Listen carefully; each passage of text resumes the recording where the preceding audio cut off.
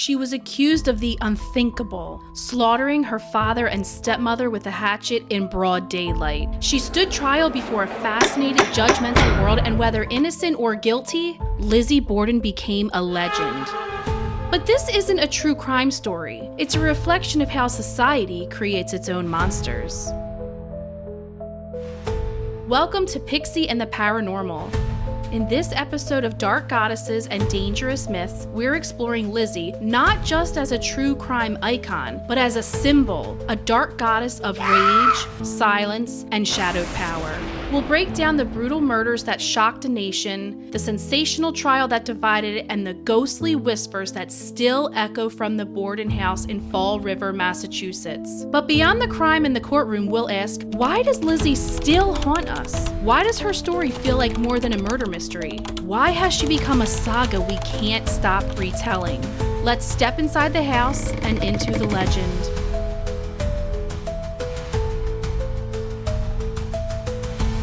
Hey ghosties, this will be my final Summerween series episode and also the debut episode of my new series, Dark Goddesses and Dangerous Myths. And what better way to pivot from Summerween and into Dark Goddesses than with Lizzie Borden herself? If you're drawn to spaces where history bleeds into legend, where women once called monsters reclaim their power, subscribe, like, and comment so we can keep in touch. And without further ado, let's get into it. It was a hot August morning in 1892, and something was terribly wrong in the Borden house.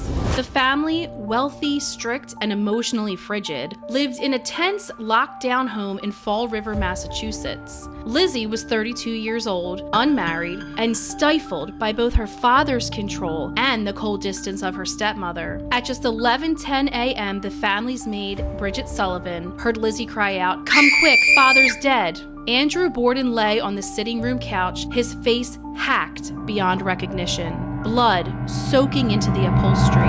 Moments later, Abby Borden, Lizzie's stepmother, was found upstairs, her skull crushed with even more force. The killer had struck with surgical precision, but oddly, there were no signs of forced entry, no robbery, no escape, and Lizzie, she claimed she was in the barn during the murders. Police quickly focused on Lizzie, though. Eyewitness testimonies presented contradictions in her story, and yet, no blood was on her.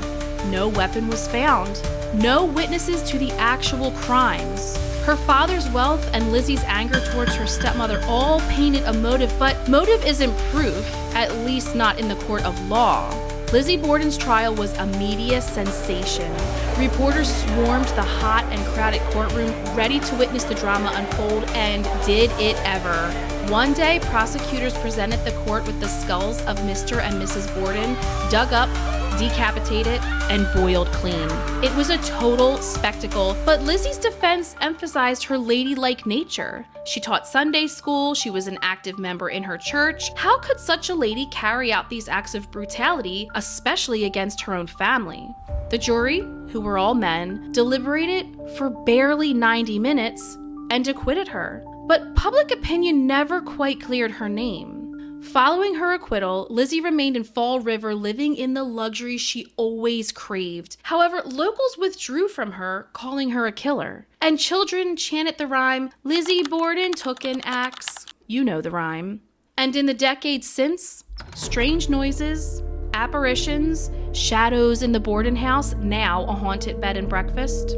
Floors creak and the walls still whisper, calling out to the visitors in search of truth. Staff have reported cold spots and disembodied voices, especially in the room where Mr. Borden was killed. Psychics who visited the house describe a heavy, stifling presence, a kind of emotional echo where the grief and rage is suspended in time. A haunting that replays in an endless loop, as if the house demands we keep asking the same question over and over. Did Lizzie do it? Whatever the truth, the house has become more than a crime scene. It's a shrine and a monument to the consequences of never knowing for sure. So was Lizzie guilty? Was she a deranged, axe-wielding murderer who brutally killed her father and stepmother in their own home? Maybe. Or maybe the crimes were simply misinterpreted. Lizzie Borden may have went to trial for murder, but what was really on trial was something deeper: the expectations of femininity. In many ways, Lizzie became the face of the crime not because there was proof, but because of what she represented. Something society has always feared: a woman who couldn't be controlled, and even worse, didn't want to be.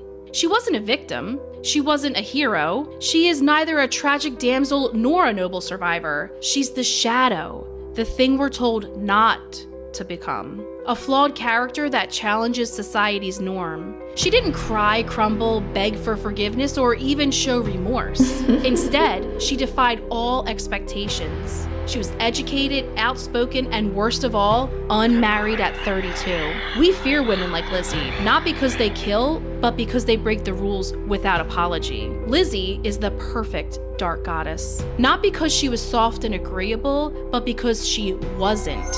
She stood on trial for the unthinkable and went on to live the life she dreamed of in the exact same town where her family was murdered, the exact same town where neighbors isolated her and children taunted her with nursery rhymes. Much like Medusa and Lilith, Lizzie lives in that liminal space between truth and legend, between justice and vengeance, between woman and myth. Lizzie Borden didn't just make history, she haunts it. Like other goddesses, Lizzie is the antagonist in her own story, and that's exactly why her story has lived on and why she resonates with us still. Lizzie stepped into the archetype that women are warned against. Cold to strangers, angry at injustice, comfortable with obscurity. She was simply a mortal who became a dark goddess.